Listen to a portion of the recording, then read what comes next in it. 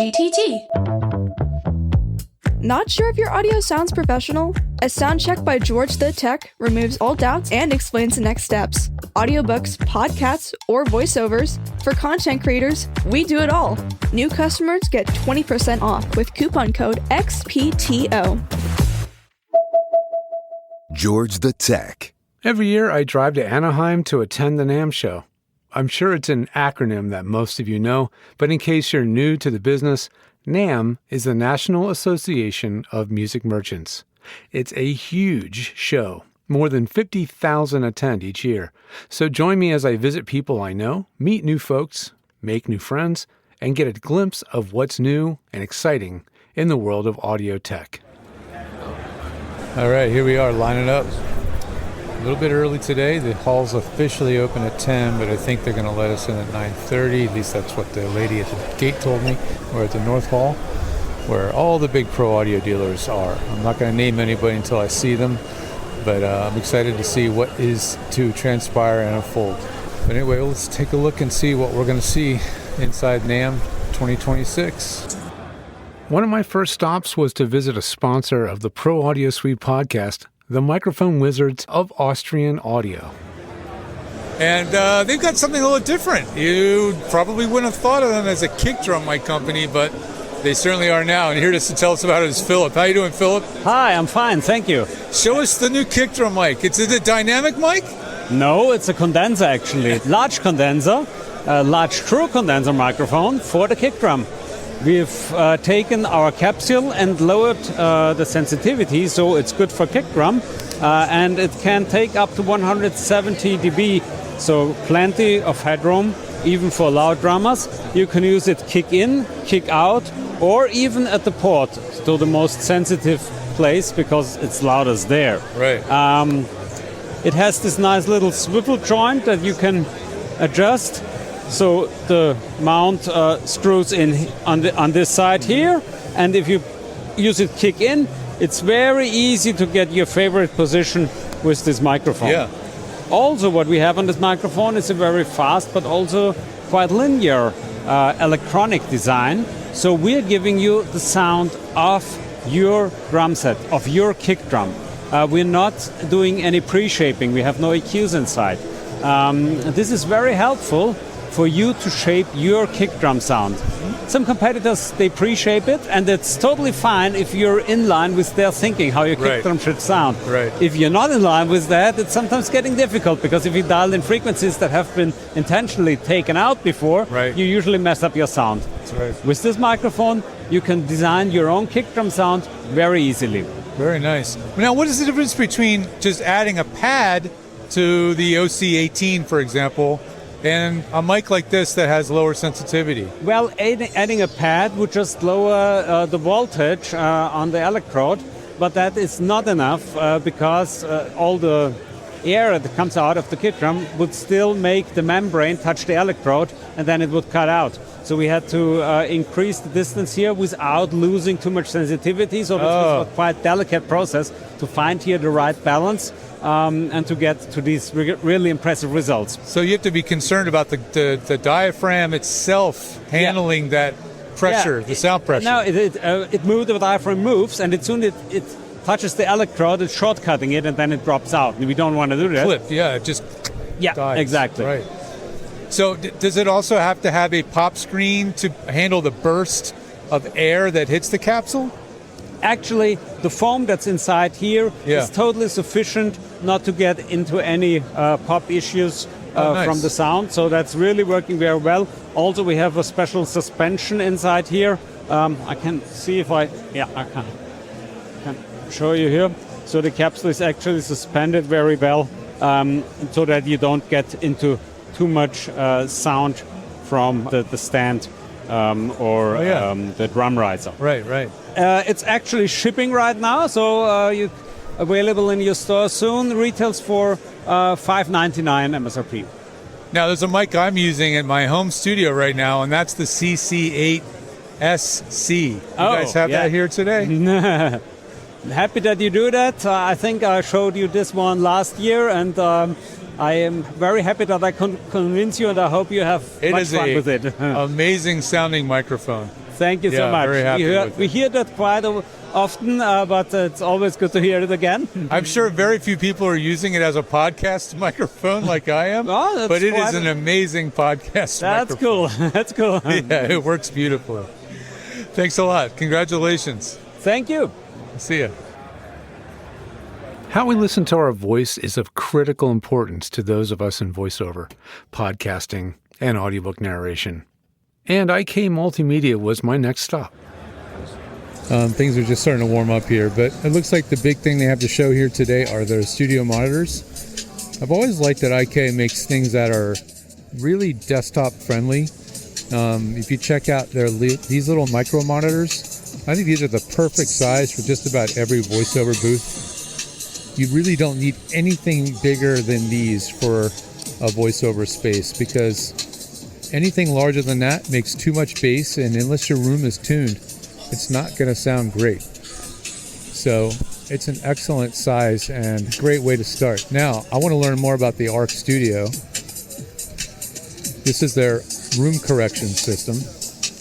And as you can see, it's a smart module that runs signal in and out, and with some analysis will tune the room's acoustics. So we're going to find out more about that here. Now I get to talk to the rep from IK Multimedia, who actually knows what he's talking about, not just me making things up. This is Daniel. How you doing, Daniel? Hey, thank you for coming by. Hey, so I've heard and seen the ARC system. I got a little introduction. Get into what ARC system is and how the subwoofer now integrates with the system. Sure. So, ARC, and now is the ARC Studio is running what is our ARC X software. Basically, ARC is automatic room correction. The idea here is, when you're mixing in a room, that room is impacting what you're hearing. It's adding and subtracting frequencies. So when you're making mixed decisions in that room, unless you know to account for those issues when you take your mix somewhere else, it's not going to sound the same. Right. We've all kind of had that, okay, let's do the card check, something doesn't sound right, back and forth, back and forth. Yep. It's a whole process. So ARC really tries to eliminate that by analyzing, detecting the acoustic issues in the room, and then correcting for them so that you can trust what you're hearing and mix it right the first time. Yeah. So ARC Studio was our first product in that lineup. It basically enables you to connect any two studio monitors and would allow you to do the correction, load a correction profile. Now that technology is built into all of our iLoud studio monitors. In this particular case, we're showing the new iLoud Sub. This is actually a really great product for anyone who has an existing set of studio monitors. In addition to being a fantastic compact sub, it has ARC auto calibration, so it'll adjust the phase and time, for the low end. But it will also apply the ARC X correction to the satellite speakers as well. So it's an upgrade for your entire monitoring system from the bottom up. You can see here how we have it set up on the screen. This is the ARC X software that it comes with.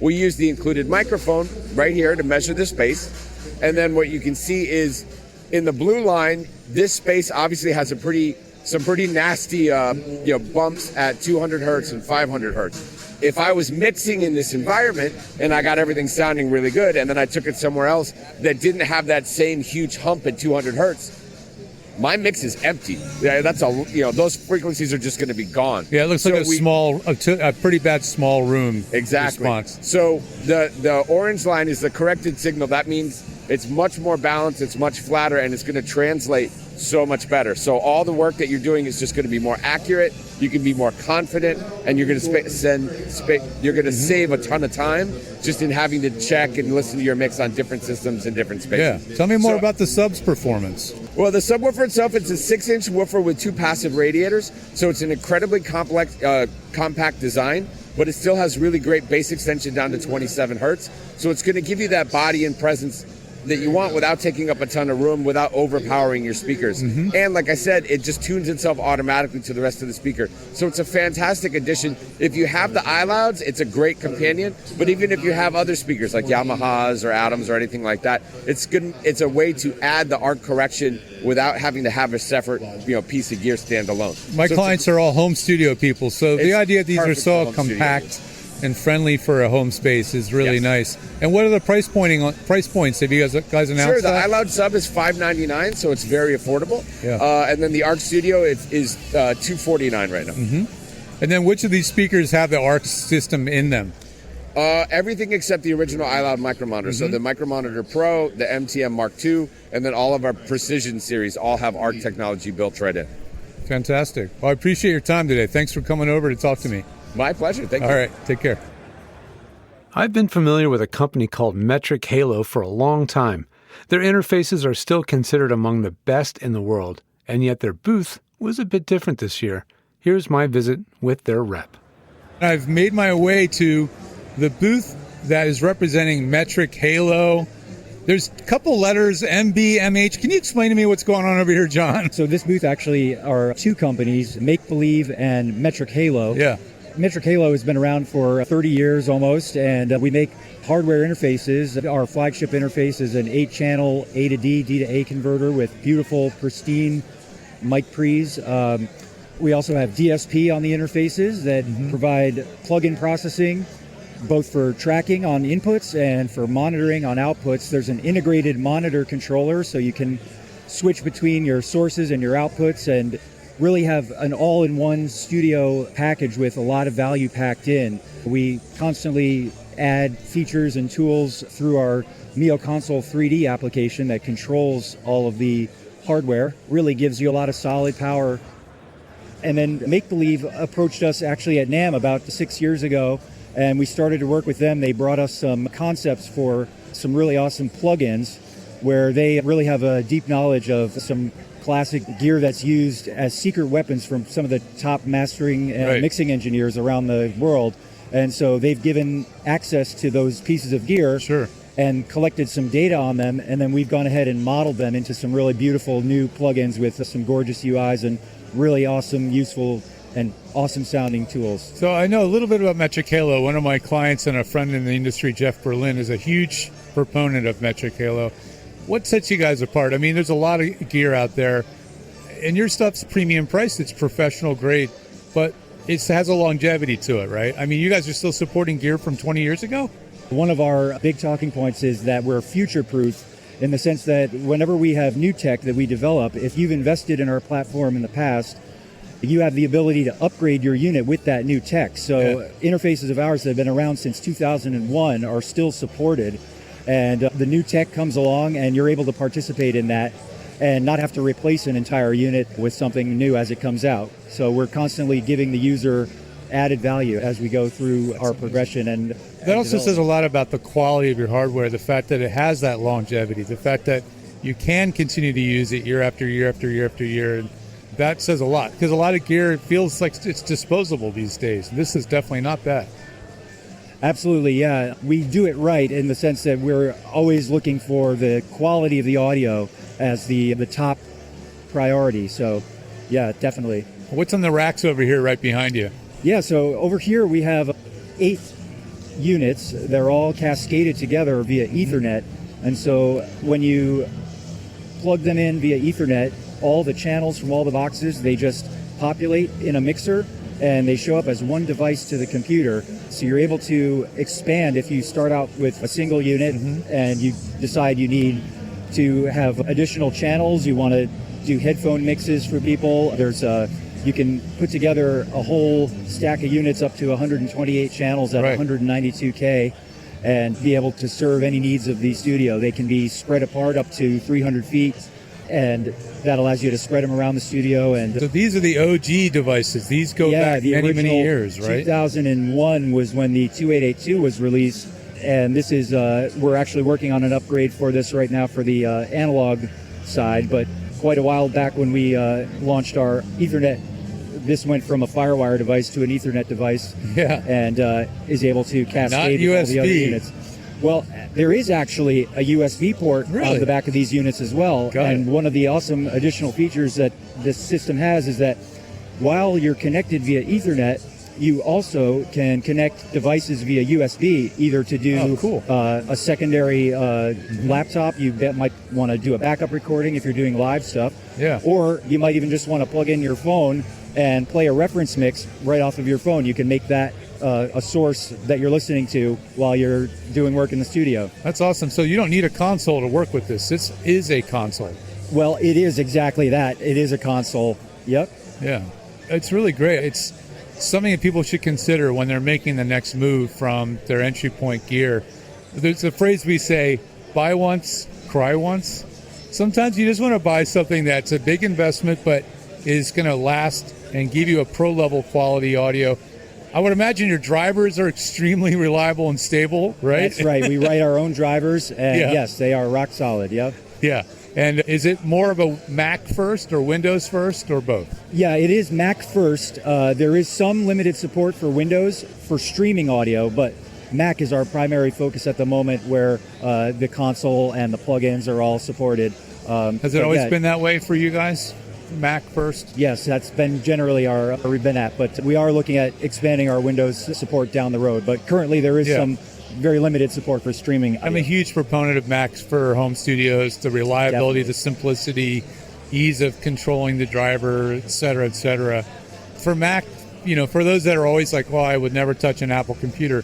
For you as a company, why is Apple a good partner to work with? Why do you like working with their systems? Yeah, Mac has generally been a rock-solid development partner over the years, and our engineering can talk to you more about that in terms of the synchronicities there that they put together. Yeah, exactly. Yeah. Well, it's been fun getting to know a little bit more about Metric Halo. And where do they find more about your products online? Yeah, we're at mhsecure.com is our homepage, and Make Believe Studios, if you look them up as well. They've got a really awesome growing library of plugins that we're doing together, and those plugins come both on the hardware and they're available for both PC and Mac for AAX, VST, AU, etc. All the native plugin standards.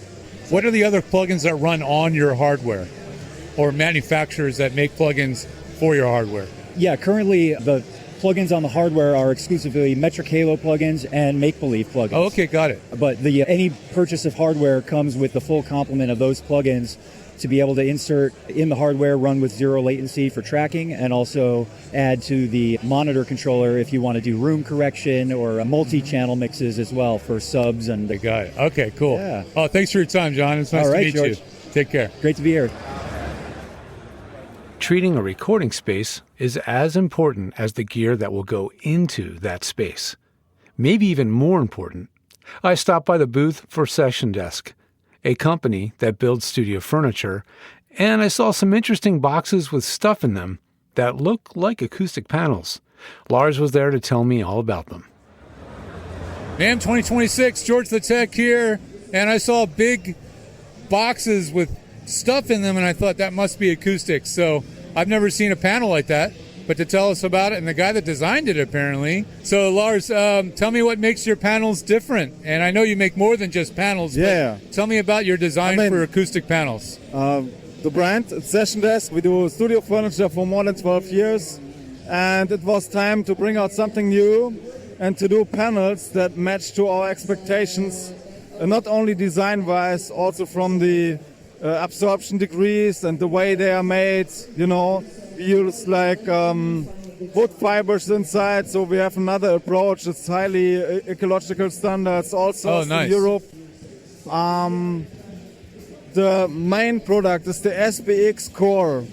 The SPX Core starts at 80 something hertz and goes all the way up, but we also have the SPX Sub, which starts at 40 hertz. Mm-hmm. There's another membrane in it. Yeah. Okay. So the interesting thing here is we have connectors, so you can do like Lego-like, play with them and put them however you want. I can demonstrate this for you. For instance, here we have a Plexi, okay? And if you want to make like a gobo, you put this on top of that. You have the X connectors, and you just combine them.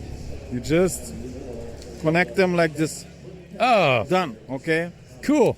So it's very easy to set up a vocal booth in the entire studio, but of course you can use them for proper room treatment. Yeah. So it's a multi-purpose product. Working from both sides the same.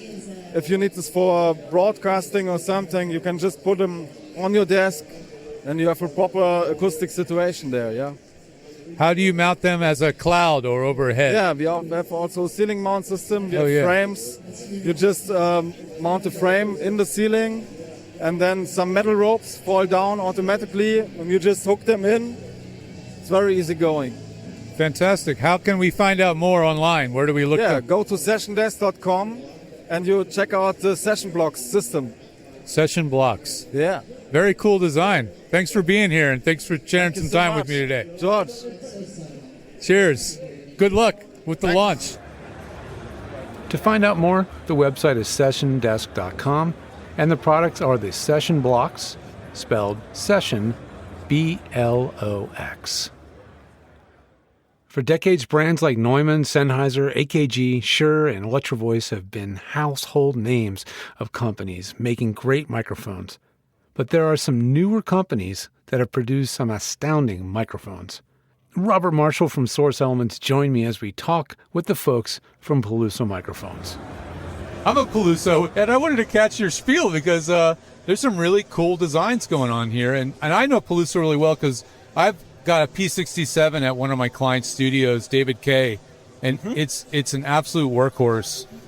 But we were just checking out the small diaphragm. Tell us about that. Yeah, we're showing you this P28 here. The P28 is a small diaphragm tube microphone. This is the circuit board here that's inside of it. I'm not sure if we can get a visual on that.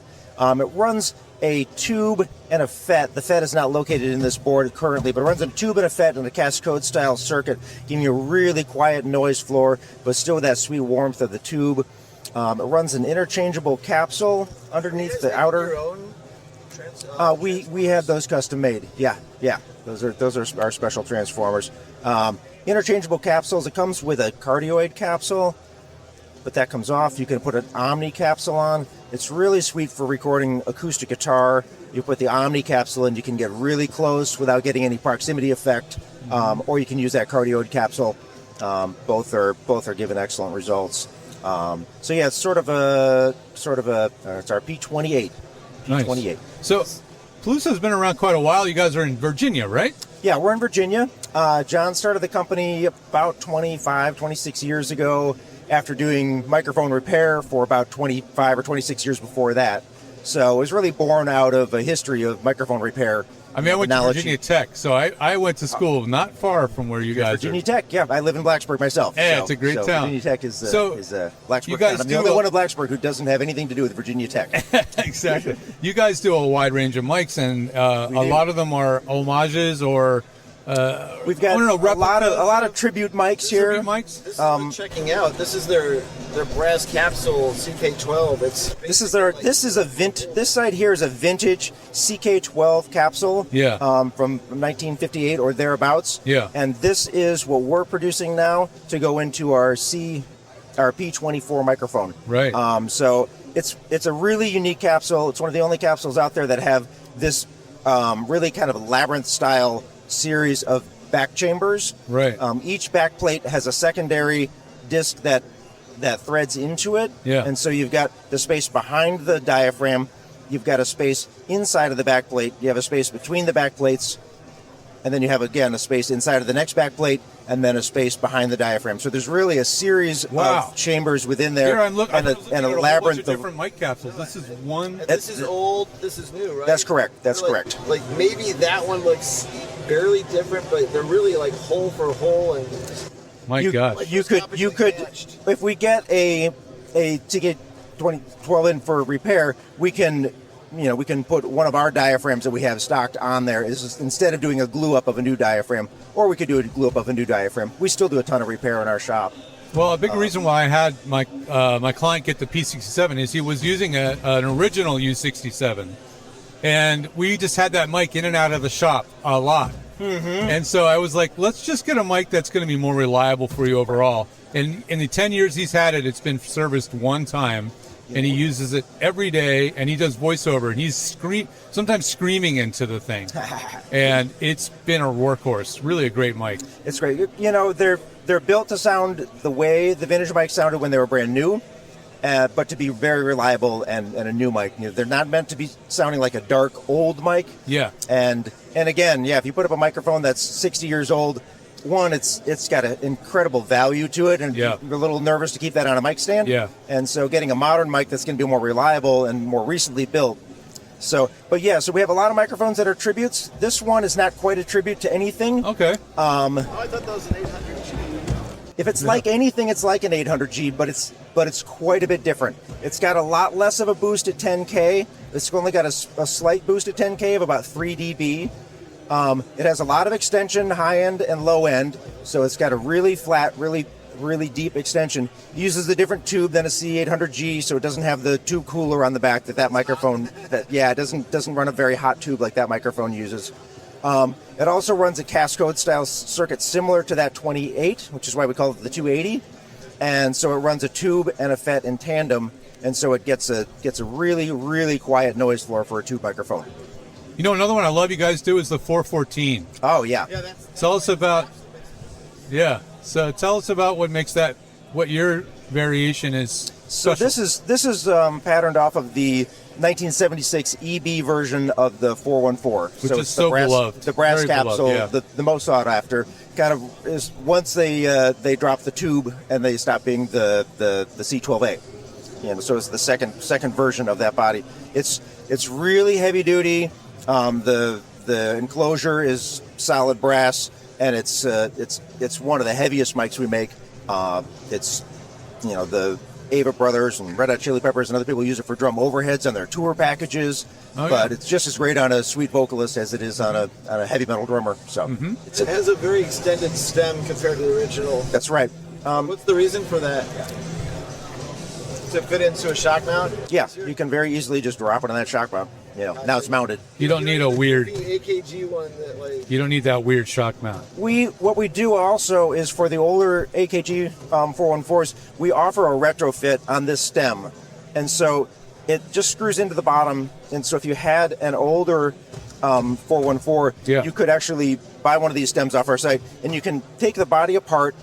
The only modification you would need to make would be to solder the new connector on to the board. So then if you wanted to go back later and, make it a vintage mic unmodified, you could put that regular stem back on. But a lot of those old shock mounts are proprietary.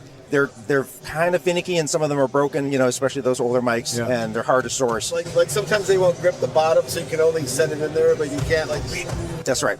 That's right. Remind me, do you guys service mics as well? Oh, yeah. Yeah, we do service all sorts of tube microphones and ribbon microphones. Yeah, okay, we have a big service department. Our company was built on the knowledge of all the repair. Yeah.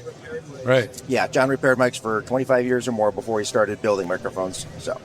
Well, I appreciate your time, and great to see Peluso back and continuing to do new product. It's really impressive. Thanks for coming out. Thanks for visiting. Right, cheers. Thanks. That's a wrap. That is a wrap on NAMM Show 2026 here in Anaheim, California.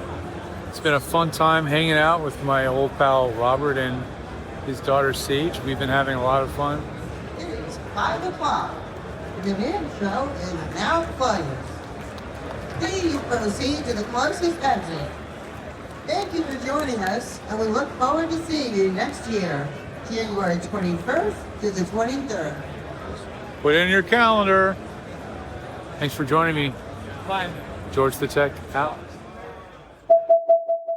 George the Tech.